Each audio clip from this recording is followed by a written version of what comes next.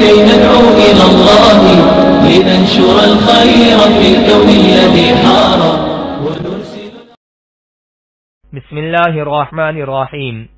صرف 5 منٹ کا مدرسہ قرآن و حدیث کی روشنی میں 25واں دن 25 محرم الحرام.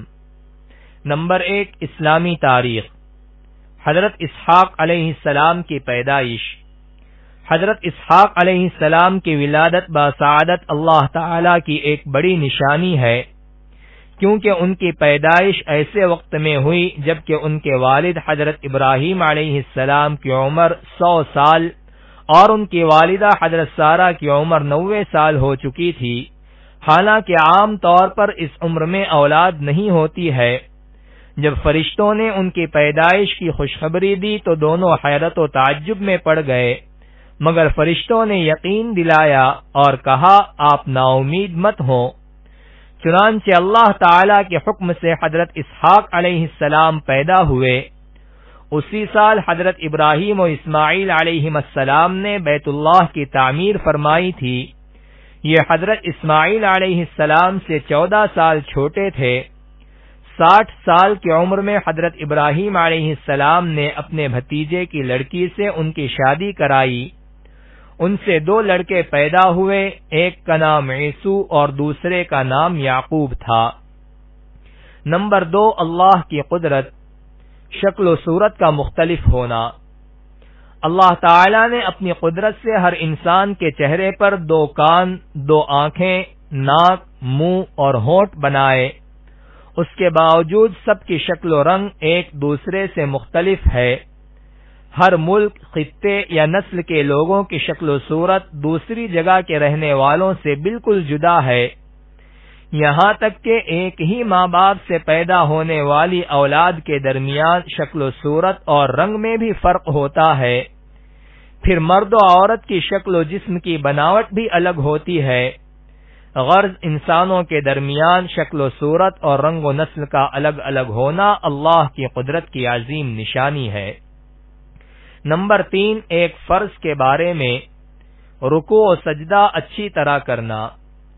رسول اللہ صلی اللہ علیہ وسلم نے فرمایا بدترین چوری کرنے والا وہ شخص ہے جو نماز میں سے چوری کر لیتا ہے.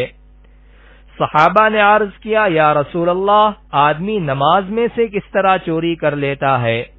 ارشاد فرمایا وہ رکوع اور سجدہ اچھی طرح نہیں کرتا.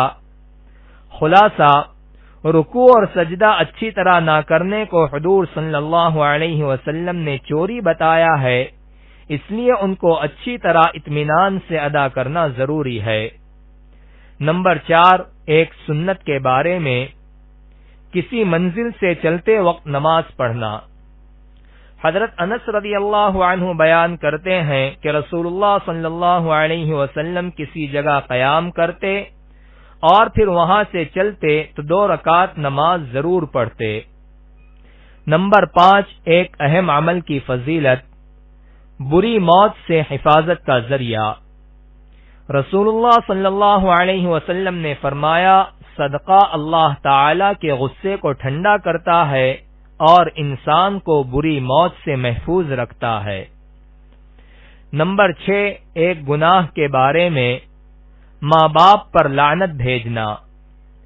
رسول اللہ صلی اللہ علیہ وسلم نے فرمایا سب سے بڑا گناہ یہ ہے کہ آدمی اپنے ماں باپ پر لعنت کرے. عرض کیا گیا اے اللہ کے رسول کوئی اپنے ماں باپ پر لعنت کیسے بھیج سکتا ہے؟ فرمایا اس طرح کہ جب کسی کے ماں باپ کو برا بھلا کہے گا تو وہ بھی اس کے ماں باپ کو برا بھلا کہے گا. نمبر 7 دنیا کے بارے میں. آدمی کا دنیا میں کتنا حق ہے؟ رسول اللہ صلی اللہ علیہ وسلم نے فرمایا ابن آدم کو دنیا میں صرف 4 چیزوں کے علاوہ اور کسی کی ضرورت نہیں. نمبر 1 گھر جس میں وہ رہتا ہے. نمبر 2 کپڑا جس سے وہ ستر چھپاتا ہے. نمبر 3 خشک روٹی. نمبر 4 پانی. نمبر 8 آخرت کے بارے میں. اہل جہنم پر دردناک عذاب. قرآن میں اللہ تعالی فرماتا ہے بے شک زقوم کا درخت بڑے مجرم کا کھانا ہوگا. جو تیل کی تلچھٹ جیسا ہوگا وہ پیٹ میں تیز گرم پانی کی طرح کھولتا ہوگا۔